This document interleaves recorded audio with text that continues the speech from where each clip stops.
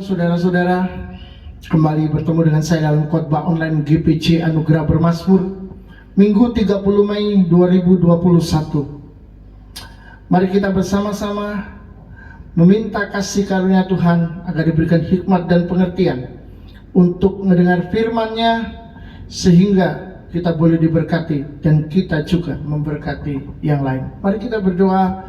Tuhan Yesus, terima kasih, Engkau begitu baik, Engkau mengasihi kami, Engkau sangat sayang kepada kami. Itu sebabnya Engkau memberikan dirimu mati di atas kayu salib untuk kami. Saat ini Tuhan, biarlah Engkau menyucikan kami dan menguduskan kami dengan darah-Mu, sehingga kami boleh layak menerima sebagian daripada firman-Mu. Berbicaralah, karena hari ini kami sungguh-sungguh haus dan lapar akan kebenaran. Kami ingin diisi dan diisi, dan Roh-Mu Tuhan yang kudus itu memenuhi dan mengurapi kami. Terima kasih Bapa, demi nama Yesus kami berdoa, amin. Puji Tuhan, saudara-saudara, kiranya kasih Allah, anugerah dan damai sejahtera menyertai saudara hari ini sampai selama-lamanya, amin. Saudara-saudara, hari ini saya mau sampaikan satu tema firman Tuhan, yaitu dipanggil untuk melihat dan menyatakan kuasa-Nya. Wow, ini adalah sebuah tema yang membuat kita bergairah menjalani kehidupan ini yang penuh dengan berbagai macam tantangan. Seakan-akan hidup tidak lagi punya arah, hidup tidak ada lagi kekuatan untuk menjalaninya. Tapi ketika Tuhan ingin kita melihat Dia, melihat kuasa-Nya dan menyatakan kuasa-Nya kepada dunia, maka itu akan membuat kita untuk tetap berdiri dan melayani Tuhan. Puji Tuhan. Dipanggil untuk melihat dan menyatakan kuasa-Nya. Pernahkah saudara dipanggil oleh seseorang? Jika saudara-saudara suatu hari kita ada di sebuah villa, kita sedang berbincang-bincang, kita sedang santai nonton televisi, tiba-tiba teman kita yang ada di luar, di malam yang gelap, teriak keras-keras memanggil nama kita. Katakan saja teman saya sedang memanggil saya yang ada di dalam, Ferry. Maka saudara-saudara, reaksi saya pasti berlari, karena di alam bawah sadar saya akan berpikir, ada apakah gerangan? Kira-kira begitu. Lalu saya akan berlari dan saya akan bertanya kepada dia, ada apa? Ada apa? Dan tiba-tiba dia menunjukkan di langit. Lihat itu. Dan saya mau melihat. Wow, ternyata ada api di sana yang sedang berkobar dan turun. Mungkin itu komet, mungkin itu meteor. Yang jelas itu benda-benda langit yang mengagumkan. Wow, saudara, saya tidak akan pernah menyesal dia memanggil saya dengan cara demikian. Membuat saya terkejut, tapi sekaligus membuat saya takjub. Begitulah ketika Tuhan juga memanggil kita untuk melihat dan menyatakan kuasa-Nya kepada dunia. Maka saudara-saudara, kita tidak akan pernah menyesal berada di dalam dunia ini dan mengenal Dia sebagai Tuhan dan Allah kita yang luar biasa.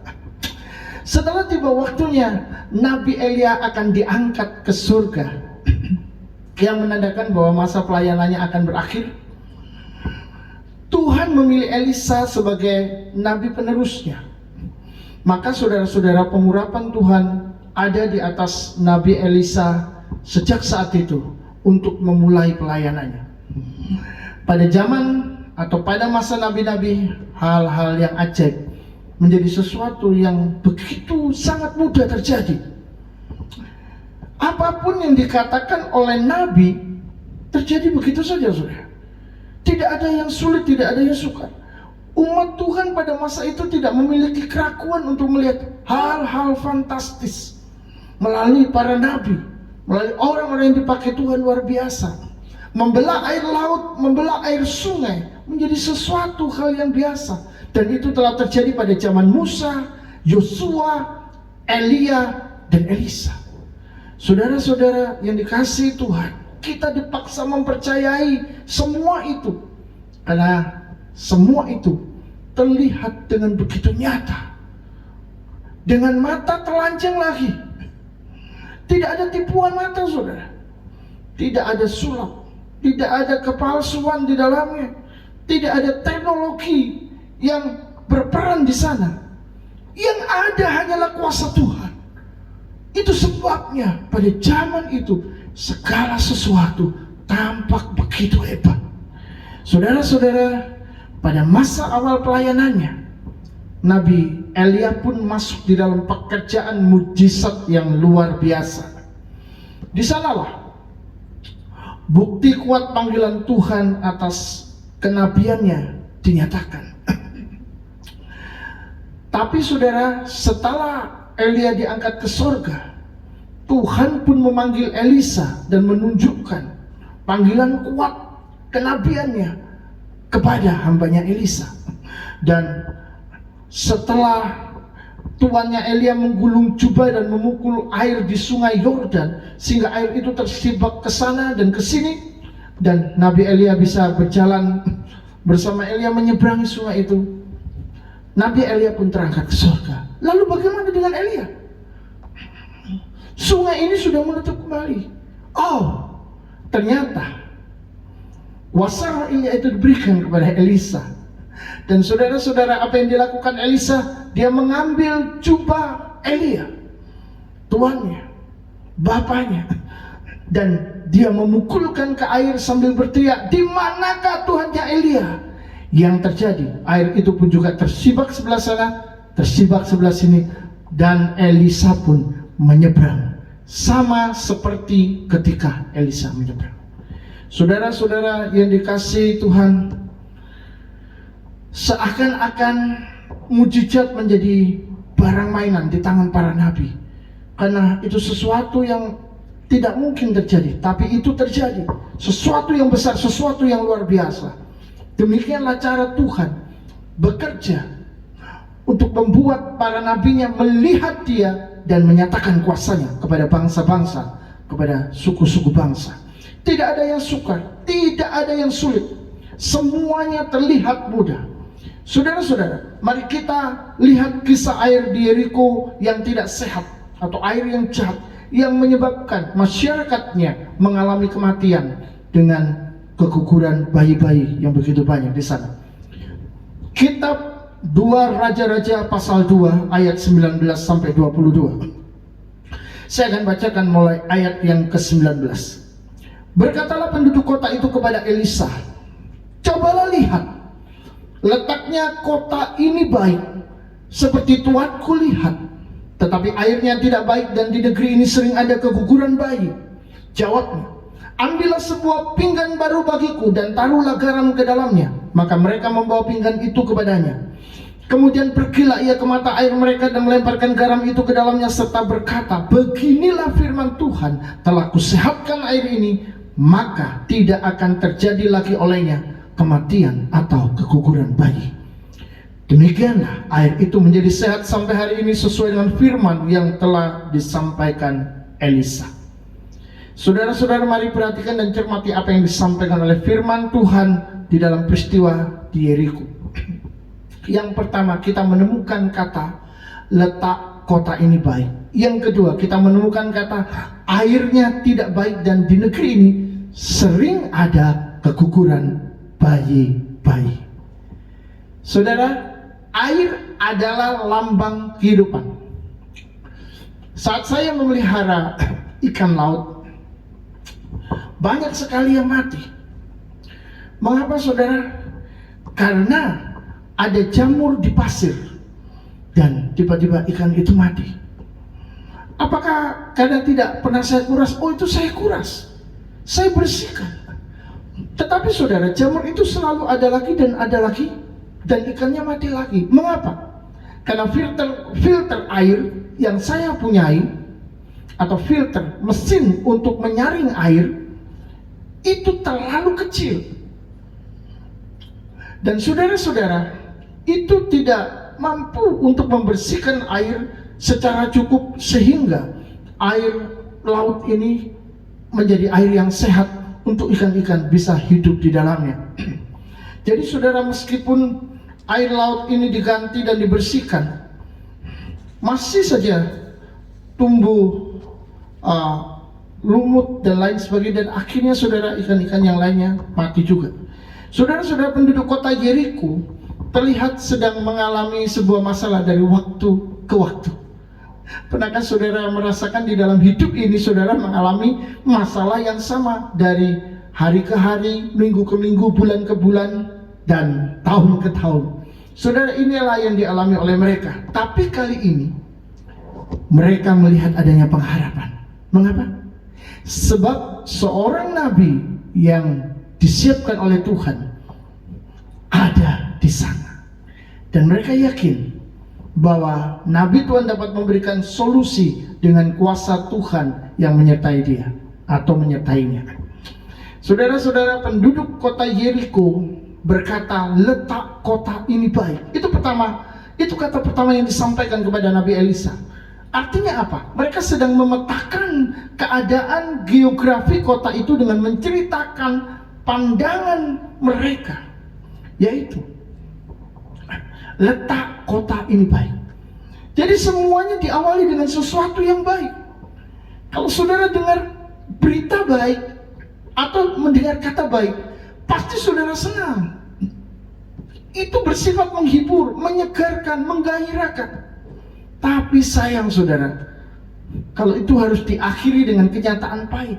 Sebab penduduk kota Yeriko ini berkata, setelah mengatakan letak kota ini baik, dia bilang airnya buruk dan menghasilkan kematian. Ini hampir sama dengan kisah Sodom Gomora, di mana Lot melihat lembah sungai Yordan banyak airnya seperti taman Tuhan katanya, seperti di Mesir sampai ke Soar. Tapi sayangnya Alkitab berkata bahwa orang Sodom sangat jahat dan berdosa kepada Tuhan. Jadi pertamanya baik, tapi dalamnya tidak baik. Saudara-saudara, seringkali kita dihadapkan dengan sesuatu yang sangat menjanjikan, tapi tidak ada hasilnya. Dan semua itu menipu mata, menghancurkan hati kita. Inilah gambaran daripada dunia yang seringkali kemasannya terlihat sangat bagus, sangat apik, sangat menarik. Tetapi ketika masuk ke dalamnya, kita hanya menemukan kerusakan-kerusakan, sesuatu yang buruk dan sangat mengecewakan. Ada sebuah bunga bernama konium. Bunga ini sangat cantik dan bentuknya seperti buket bunga. Kalau saudara pernah pergi ke sebuah pesta pernikahan, sudah pasti pernah melihat bagaimana pengantin itu membawa buket bunga, dan itu sangat indah. Tapi saudara-saudara, jangan cuma melihat dan tertarik dengan keindahan bunga ini. Mengapa? Karena bunga konium ini keseluruhannya mengandung racun. Jadi kalau ada orang tidak sengaja menelan bunga ini, bukan bunganya, dia menyentuh lalu tertelan apa yang sempat dipegangnya, maka saudara, orang ini tiba-tiba tidak akan bisa merasakan apa-apanya. Tidak bisa merasakan apa-apa, dia hanya diam dan tidak bisa bergerak. Mengapa?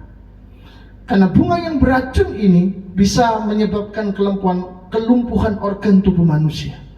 Jadi saudara, kelihatannya baik, kelihatannya bagus, tapi ternyata beracun dan berbahaya. Jadi jangan coba-coba menyentuh tanpa cepat-cepat mencucinya dengan sabun, karena bisa mati kalau sudah masuk mulut. Ini hampir sama dengan corona. Kalau masih di tangan itu berbahaya, tapi kalau sudah masuk ke mulut, itu dia akan masuk ke dalam tenggorokan, ke dalam paru-paru, dan dia akan berkembang begitu banyak dan bisa membunuh orang. Yang jelas saudara-saudara, kita melihat hari ini bahwa ada hal-hal yang kelihatannya bagus, kemasannya bagus, tetapi ternyata di dalamnya tidak bagus dan bahkan berbahaya. Bagaimana dengan kehidupan yang sedang saudara, yang sedang Anda jalani? Apakah orang lain melihat Anda luar biasa, melihat Anda hebat, sukses, kaya, dan sehat, tapi sebaliknya Anda sendiri berpikir, saya sedang menyedihkan. Saya sangat menyedihkan, saya sangat buruk, saya sangat tidak baik. Wow, ternyata itu berbeda. Mengapa? Karena saudara seperti penduduk Yeriko yang tahu persis keadaan sebenarnya. Saudara bisa memetakan keadaan Anda. Bagaimana yang sesungguhnya? Yakni Anda sedang berada di dalam situasi dan kondisi yang sangat buruk. Tapi orang lain melihat Anda di luar keren. Anda masih bisa menyanyi dengan suara bagus. Anda masih bisa tersenyum, bersalaman. Mungkin sangat bersahabat, berpelukan. Tetapi saudara, itu tidak bisa dilakukan karena harus ada social distancing. Dan itu tidak mungkin pada zaman corona. Tetapi orang lain lihat, wow, hebat dan luar biasa. Tidak ada seorang pun yang tahu ketika seseorang menunjukkan kehebatannya, menunjukkan kemampuannya dalam bidang vokal, di dalam dalam bidang-bidang lain. Tapi ternyata dia banyak utang dan dia sedang sedih, sedang berpikir keras bagaimana caranya membayar utang. Tidak ada yang tahu. Betul? Apakah keadaan saudara seperti itu? Mari saudara-saudara, kita melihat apa yang dilakukan Nabi baru bernama Elisa ini untuk memberikan solusi kepada penduduk Yeriko dengan pertolongan Tuhan. Dan kita akan belajar bagaimana menghadapi hal-hal buruk yang sedang terjadi melalui apa yang dikerjakannya. Yang jelas saudara-saudara, ketika penduduk Yeriko menyampaikan masalah mereka, Elisa meminta pinggan atau katakanlah wadah yang berisi garam di dalamnya. Dan setelah dia menerimanya, dia pergi ke mata air dan melemparkan garam itu di sana, lalu mengucapkan firman Tuhan, telah kusehatkan air ini, maka tidak akan terjadi lagi olehnya kematian atau keguguran bayi-bayi.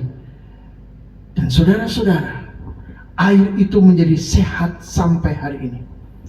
Apa yang terjadi?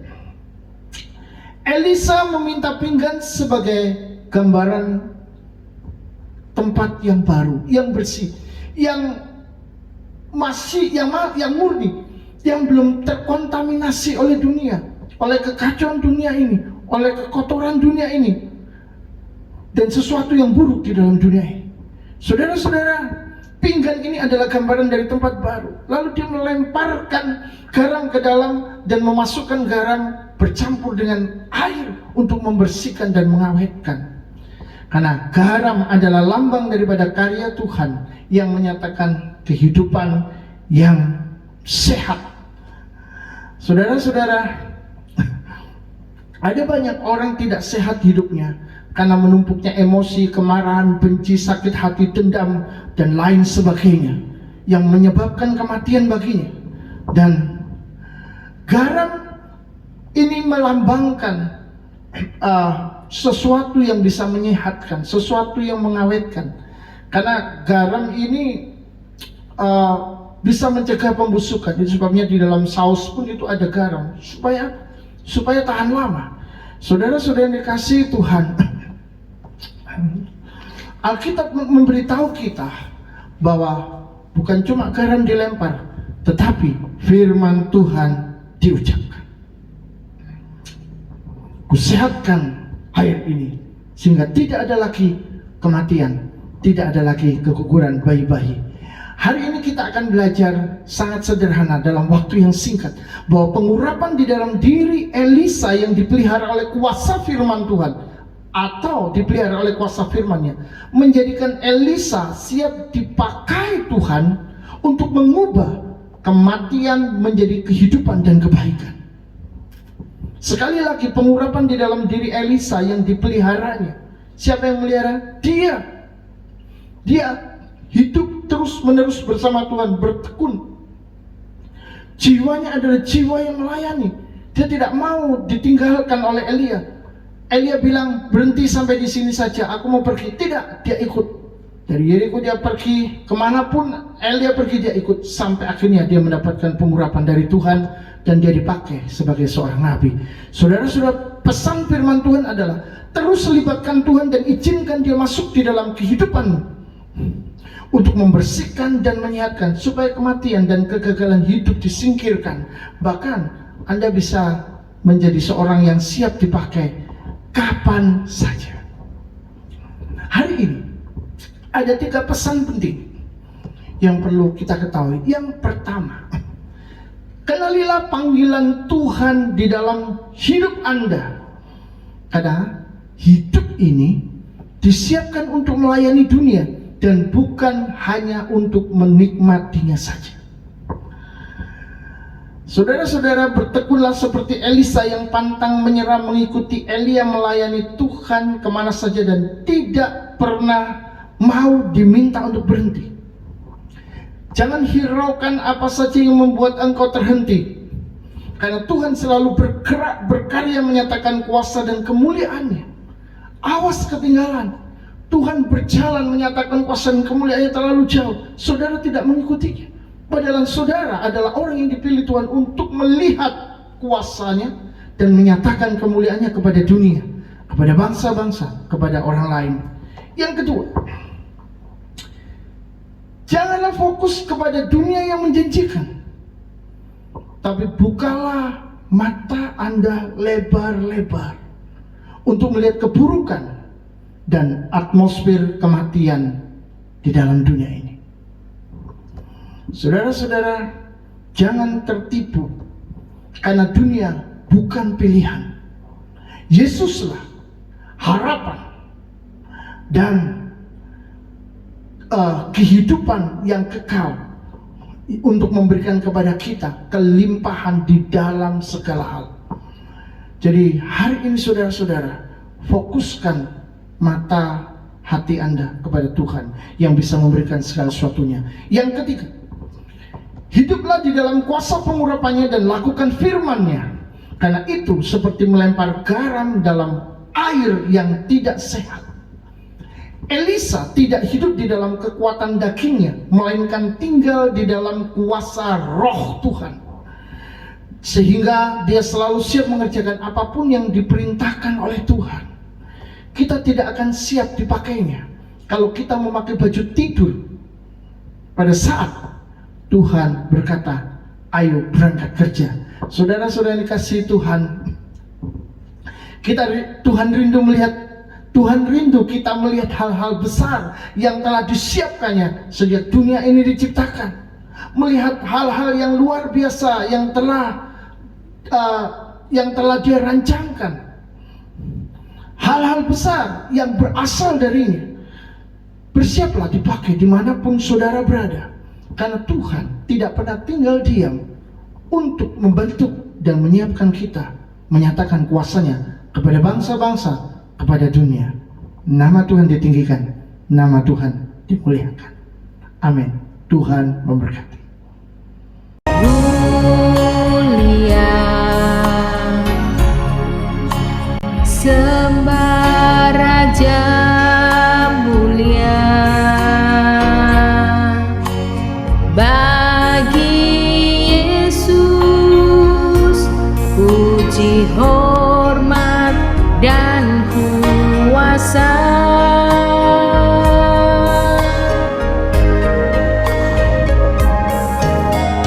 Mulia,